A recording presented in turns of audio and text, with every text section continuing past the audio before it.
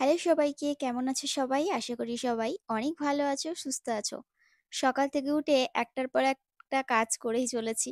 তো ভাবলাম তাড়াহুড়ো করে বাসনটা গুছিয়ে নিই। বাসন না ইদানিং প্রচুর জমে যাচ্ছে। আসলে আমাকেই তো গোছাতে হয়। এবার গোছাতে গিয়ে না মানে অনেকগুলো জমিয়ে ফেলছি। তারপরে হয়ে যাচ্ছে মানে যন্ত্রণা বেঁধে যাচ্ছে তখন। তখন ভাবছি কোনটা ছেড়ে কোন কাজটা করব। আর এই ব্যাগ নিয়ে মহা ঝামেলায় পড়েছি। কোথায় যে কোন ব্যাগ রাখি আমার মনে থাকে না। আমি না একটু মানে মন ভোলা, মানে খুব বেশি কথা মনে থাকে না, খুব বেশি জিনিস মনে থাকে না, এরকম একটা মানুষ। মানে এমন নয় যে কোথায় কি রেখেছি সেটা একদম পাই টু পাই, অনেকে আছে না মনে রেখে দেয়। আমার না কিছু, কিছু জিনিস খুব ভুলে যাই। এই নিয়ে আমাকে অনেক কথাও শুনতে হয় আরকি। কোথায় রেখেছো, কি করেছো, হারিয়ে ফেলো, কোনো হুঁশ নেই, জ্ঞান নেই। তখন খুব রাগ হয়। তো এই নিয়ে কষ্টও পাই মাঝে, মাঝে। তারপর এবার ভাবি যে হ্যাঁ, ঠিকই তো, এটা তো আমারই রাখা উচিত ছিল। কিন্তু একটা মানুষের যদি মনে না থাকে সে কি করবে বলো তো? এটা আমার হয়েছে। মানে বেশ অনেকদিন ধরেই এটা আমার সাথে হয়েছে। কিছুতেই কোনো কথা আর কি মনে রাখতে পারি না। যাক, ভিডিওটা শুরু করলাম বাসন গোছানো দিয়ে। বাসনগুলো না গুছিয়ে গাছিয়ে রাখলে এখানে কিন্তু অনেক জায়গা হয়ে যায়। ওই যে একটার পর আরেকটা তাড়াহুড়ো করে রাখতে গিয়ে জায়গাই আর থাকে না। এখন ভাবছি আরো কিছু বাসন রেখে দেবো। ভেবেছিলাম আমাদের খাটটা হলে না তার মধ্যে সমস্ত বাসন যা, যা আমার এক্সট্রা জিনিস আছে সেগুলো রেখে দেবো। ভবিষ্যতে আমার কাজে লাগবে টুকটাক জিনিস আছে সেগুলো রাখবো। কিন্তু খাট আমার অর্ধেক হয়ে বসে রয়েছে। সে নাকি এখন মিস্ত্রি আবার আসছে না, অন্য কোনো কাজে ব্যস্ত হয়ে গেছে।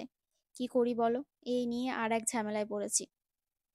যাক, আমাকে না একজন কমেন্ট করেছিল। আ কমেন্ট ঠিকই না, আমাকে একজন এসে আমার ফেসবুকে বলেছিল। আমি জানি না তার আমার সাথে কি পার্সোনাল ঝগড়া অশান্তি। আমি কারো সাথে পার্সোনালি কোনো ঝগড়া অশান্তি কখনোই করতে যাই না। আর আমি তো একবারই কখনো যাই না। তবে কেউ যদি আমার পেছনে লাগে সেটা আলাদা বিষয়। তবে আমি কখনো কারো বিষয়ে কখনোই নাক গলাতে যাই না। সেটা ফ্যামিলির মানুষ হোক বা বাইরের মানুষ হোক বা ইউটিউবের হোক। সেটা তোমরা সবাই ভালো করেই জানো। কারণ নিজের লাইফ নিয়ে এত ব্যস্ত, এত টেনশন, এত মানে চারিদিকের ঝামেলা, সবকিছু নিয়ে ভাবি একটু যদি শান্তিতে থাকতে পারি। আমার কাছে খাও আর না খাও সেটা বড় কথা নয়। তবে শান্তিটা না প্রচণ্ড পরিমাণে দরকার। তো এবার আসি সেই মূল কথায়। সে আমাকে ভীষণ বাজেভাবে কমেন্ট করেছে। কমেন্ট ঠিকই নয়, কমেন্টও করেছিল। আর কমেন্টে তার পোষায়নি বলে সে আমাকে পার্সোনালি এসে বলেছে যে আমার নাকি বাবা-মা মানে মায়ের থেকে আমি সঠিক শিক্ষাটাই পাইনি। একটা কথা বলতে চাই আমি আজকে তাকে। না তাকে আমি চিনি, না আমি জানি। একটা ১০ মিনিটের ভিডিও দেখে সে যদি আমাকে বিচার করতে যায়, তাহলে বলি অন্যকে বিচার না করে নিজের দিকটা আগে দেখা উচিত। কারণ আমি না তার কোনো বিষয়ে নাক গলিয়েছি, না কিছু করেছি। আর আমার শিক্ষাটা সেটা না হয় আমার ফ্যামিলির লোকই বুঝুক, আমার মাই বুঝুক, তাহার সেগুলো না চিন্তা করলেই হবে। তো আমি এমন কোনো বিষয় বলি না বা এমন কোনো জিনিস দেখাই না ভিডিওতে, তাতে এই সমস্ত বাজে, বাজে কথাগুলো লিখতে হবে। তো এতে বোঝা যায় তার শিক্ষা কতটুকুনি। জানি না। আমি তার বাবা-মা তুলে বলব না। কারণ তারা তো গুরুজন হয়। তাদেরকে বলা মানে একটা গুরুজনকে অসম্মান করা। কিন্তু সে নিজে কতটা নিজের থেকে শিক্ষিত হতে পেরেছে, সেটাই আমার সন্দেহ আছে। যাক, একটাই কথা সবাইকে বলি, আমি নিজের থেকে কারো পেছনে লাগতে চাই না, কারো খারাপ করতে চাই না, কারো খারাপ বলতে চাই না। কেউ যদি আগ বাড়িয়ে ভাবে যে নিজে অশান্তিতে ভুগবে বা নিজে আমার পেছনে লাগবে, তো তখন তো আর কিছু করার নেই না? আমার নিজের জীবনের যতটুকুনি যা সেটুকুনি দিয়েই আমি সাজিয়ে গুছিয়ে থাকতে ভালোবাসি। তোমরা প্রত্যেকেই জানো। যেটুকুনি সাদামাটা লাইফ, যা খাই, যা করি সারাদিনে সেইটুকুনি তোমাদের সাথে শেয়ার করি। নিজের জীবনের কষ্ট, দুঃখ আর সুখ, ছোট, ছোট আমাদের সুখের যে মুহূর্তগুলো দেয় ভগবান, সেইটুকুনি ক্যাপচার করে তোমাদের সামনে তুলে ধরি। যাতে জীবনের সুখ, দুঃখ, ভালো মুহূর্ত সবকিছুই তোমরা ফিল করতে পারো। আর তোমরাও কিছু শিখতে পারো, তোমাদের থেকেও আমি কিছু শিখতে পারি। তো যারা এই ধরনের কথাগুলো বলে না, সত্যি আমার খুব হাসি পায় তাদের নিয়ে, যে তারা নিজের দিকে না দেখে অন্যের বিচার করতে আসে। যাক, এদের আর আমার কিছু বলার নেই। কি বলবো বলো? এর থেকে আর কিছু বলার আছে? যারা অন্যের মা নিয়ে, বাবা নিয়ে কথা বলতে পারে, বাবা-মা তুলে সঠিক শিক্ষা দেয়নি, কি পড়াশোনা করেছে। শুধু পড়াশোনা নয়, শিক্ষাটা অন্য দিক থেকেও আসে। বাবা-মা যেটা তোমাকে শেখাবে মানে ছোটবেলা থেকে, সেটাও একটা শিক্ষার বিষয়। তো যথেষ্ট শিক্ষা পেয়েছি। গুরুজনদের কি করে সম্মান দিতে হয়, কার সাথে কিভাবে ব্যবহার করতে হয়, আর কোন জায়গায় কিরকম আচরণ করতে হয়, সমস্তটাই শিখেছি। তবে জানো তো, একটা দিকে হয়তো আমার মা আমাকে একটা জিনিস সেভাবে শেখায়নি। কারণ আমার মা সবসময় না ভালো হতে শিখিয়েছে। কিন্তু খারাপ মানুষের সাথে যে খারাপ হতে হয় এই জিনিসটা শেখায়নি।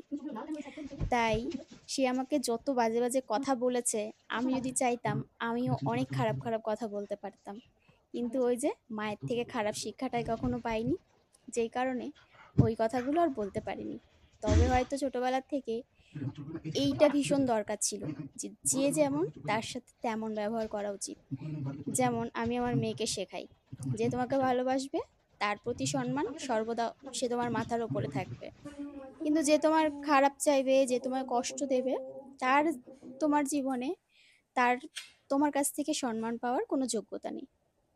যাক, ভিডিওতে ফিরি, অনেকগুলো কথা বলে ফেললাম। সকালবেলা অনেকগুলো কাজ সেরে তারপরে এটা হচ্ছে আমার একটা শান্তির জায়গা। আমি না পেস্তাকে জড়িয়ে ধরে শুতে ভীষণ ভালোবাসি। আর ওকে এইভাবে জড়িয়ে ধরে যখন একটুখানি গায়েটায় হাত বুলিয়ে দিই, ও যে কি আনন্দ পায়। আর এই যে হাত দুটো উঁচু করে রেখেছে, ওর এই হাত দুটোর মাঝখানে ঢুকে আমি ওকে জড়িয়ে ধরি, মানে পুরো বাচ্চাদের যেভাবে জড়িয়ে ধরে ঠিক সেইভাবে জড়িয়ে ধরে ঘুমাই। মাঝে মাঝে আমার মেয়ে বলে, তুমি পেস্তা ভাইকে যে আদর করো, তুমি আমাকেও ততটা আদর করো না। আমি কেন জানি না, সত্যি বলতে পেস্তাকে এতটা ভালোবাসি। বাড়িতে কেউ যখন ওকে বকে কোনো কিছুর জন্য, মানে অনেক দুষ্টুমি করে তো, কোনো কিছু ছিঁড়ে দিলেও, কোনো কিছু করলো, তখন প্রচুর দুষ্টুমি করে। সেই দুষ্টুমি করে যখন কারো কাছে বকা খায়, সেই আমার কাছেই আসবে। তো আমি এখন আদর করে উঠে গেলাম, ও আমার সাথে সাথে উঠে আমার চলে আসলো। মানে আমি যেখানে ও সেখানে। এবার একটু চা বসিয়েছি, চলো চাটা আগে খেয়ে নিই। অনেকক্ষণ বকবক করলাম।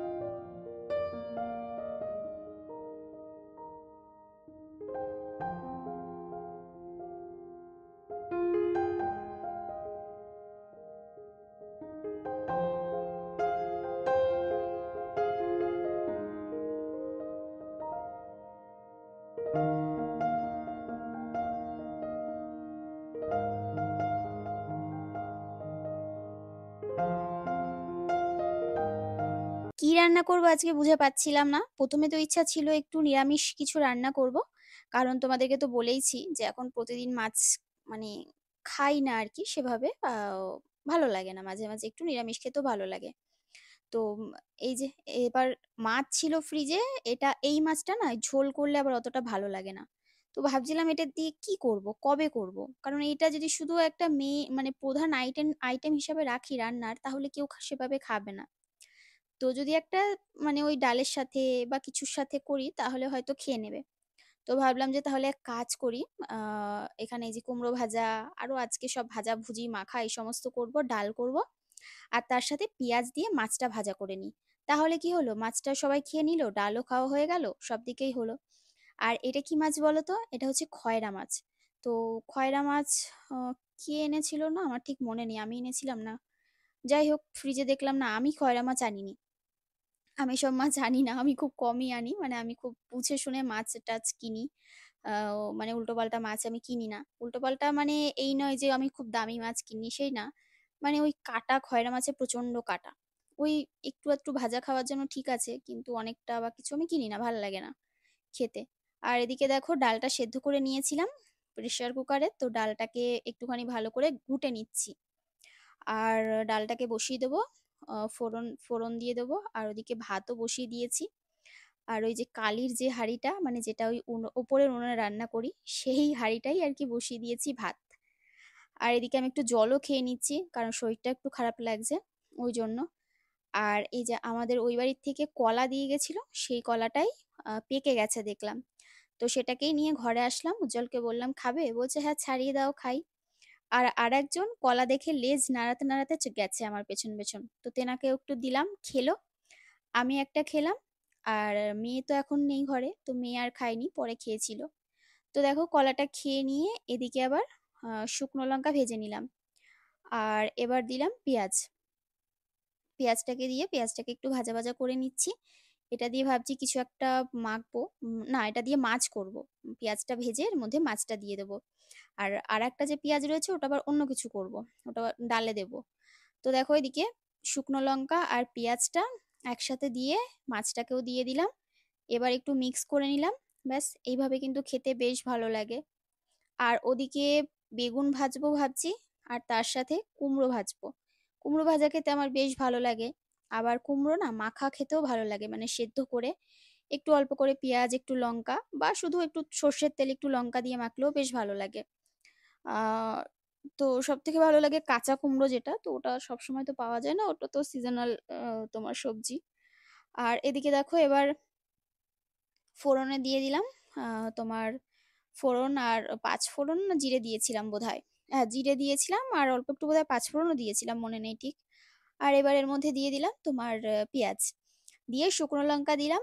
আজকে না ঘরে মনে হয় কাঁচা লঙ্কাটা বাড়ন্ত হয়ে গেছে, মনে হয় না বাড়ন্ত হয়ে গেছিল, ওই জন্য আর কাঁচা লঙ্কা দিলাম না। আর ডালে আমি কাঁচা লঙ্কা খুব কমই দিই, মানে চিড়ে চিড়ে কাঁচা লঙ্কা দিলে না ঝাল বেরিয়ে যায়, তো মেয়ে খেতে চায় না। আর দিলেও আমি গোটা কাঁচা লঙ্কা দিই। আর যদি চিড়েও দিই কখনো, হয়তো একটা দিই, যাতে ঝালটা না বেরোয়। কারণ বেশি করে ঝাল বেরিয়ে গেলে তরকারি মানে ডালের থেকে মেয়ে খেতে চায় না। আর এবার এর মধ্যে দিয়ে দেবো বেশ খানিকটা ধনেপাতা। তো ঘরে তো ধনেপাতা বেশ অনেকটাই ছিল। আগের দিন একটা বড়া করেছিলাম, সেই রেসিপিটা তোমাদের সাথে শেয়ার করব। সেখানে বেশ অনেকটা ধনেপাতা দিয়ে বানিয়েছিলাম বড়াটা, খুব সুন্দর হয়েছিল খেতে। তো সময়ের অভাবে তোমাদের কাছে এই রিলসটা শেয়ার করতে পারছি না। হ্যাঁ, তবে অবশ্য করব, কারণ এখন তো রেগুলারই রিলস তোমাদের সাথে শেয়ার করছি। তো ডালের মধ্যে এবার বেশি করে জল দিয়ে দিলাম। আমার এবার একটু পাতলা ডাল খেতে বেশি ভালো লাগে। খুব বেশি গাঢ় ডাল আমি ভালোবাসি না। আগে ভালো লাগতো, কিন্তু সময়ে সময়ে তো মানুষের টেস্ট চেঞ্জ হয়, মানে পছন্দগুলো সব পাল্টে যায়, সেরকমই হয়েছে। আর আগে একটু ডাল হলে একটু লেবু হলে ভাত খেতে ভালোই লাগতো। আর হ্যাঁ, তবে অবশ্য মাছ লাগতো আগে, মানে যে মাছই হোক না কেন, ছোট বড়, ওই মাছের গন্ধে গন্ধে ভাত খাওয়া হয়ে যেত, এরকম একটা ব্যাপার। তো দেখো ভাত হয়ে গেছে, ভাতের ফ্যানটা ঝেড়ে নিলাম। আবার ভাতের হাঁড়িটা জায়গায় রেখে দিয়েছি। তোমাদের হয়তো মনে হলো যে ভাত তো জায়গাতেই রয়েছে, না, ওটা স্কিপ করে দিয়েছি, একটুখানি কেটে দিয়েছিলাম ভিডিওতে। আর এদিকে না বেগুন ভাজাটা আজকে একটু অন্যরকম ভাবে করব। বেগুন ভাজাটা মাখবো, তো সেটাই আর কি করছি। আর প্রথমে ভেবেছিলাম যে পেঁয়াজটাকেও মানে ভেজে নেব। তারপরে ভাবলাম যে না, পেঁয়াজটা কাঁচাই দিই, তাহলে হয়তো ওরা বেশি ভালো লাগবে, কারণ পেঁয়াজ আর বেগুন দুটোই যদি ভাজা ভাজা হয়ে যায় তাহলে টেস্ট লাগবে না, ভালো লাগবে না। তার সাথে বেশ খানিকটা ধনেপাতা কেটে নিয়েছি। আর বেগুন ভাজাটা না বেশ গরম ছিল, মাখতে পারছিলাম না। তো হাতটাকে ধুয়ে নিয়ে আমি আবার অন্য কিছু দিয়ে মাখবো বলে সেটাকে আনতে গেলাম। এই যে একটা চামচ নিয়ে এসেছি। এবার এই পেঁয়াজ, শুকনো লঙ্কা আর একটু সর্ষের তেল দিইনি, ধনেপাতা দিয়েছি, এটা দিয়ে ভালো করে মেখে নিচ্ছি। একটু লাস্টে সর্ষের তেলও অ্যাড করব, যাতে কাঁচা তেলের গন্ধটা আসে। এইভাবে মেখে খেয়েও দারুণ লাগে খেতে। ওই পোড়া ভাজা, পোড়া সেদ্ধ, এগুলো তো খেতে ভালোই লাগে, তার সাথে এটা একটা নতুনত্ব, এটাও খেয়েও বেশ ভালো লাগে খেতে। আর এদিকে আজকে যা যা রান্না করেছি, মাছ ভাজা, আর যা যা করেছি, ডাল, এদিকে রয়েছে তোমার কুমড়ো ভাজা, আর এটা হচ্ছে ওই যে বেগুনের যে মাখাটা করলাম সেটা। তো সমস্ত কিছু রান্নাবান্না সেরে এবার রান্নাঘরে যেটুকুনি কাজ আছে সেটুকুনি করে তারপরে আমাদের থালাটা নিয়ে নেব। আজকে না একদম থালাটা সাজিয়ে নিয়েছি। আর একটু বেশি করে লেবুও নিয়েছি। কালকে করেছিলাম তরকারি, মাছের তরকারি, সেটাই ছিল, সেটাও আর নিয়ে নিলাম। ওদেরকেও একটু দিলাম। আর তার সাথে একটু স্যালাডও কেটে নিয়েছি। তো এই হচ্ছে আমাদের আজকের মেনু, লাঞ্চ মেনু। তো চলো আজকের এই ভিডিওটা এই পর্যন্তই রাখলাম। সকলে ভালো থেকো, সুস্থ থেকো।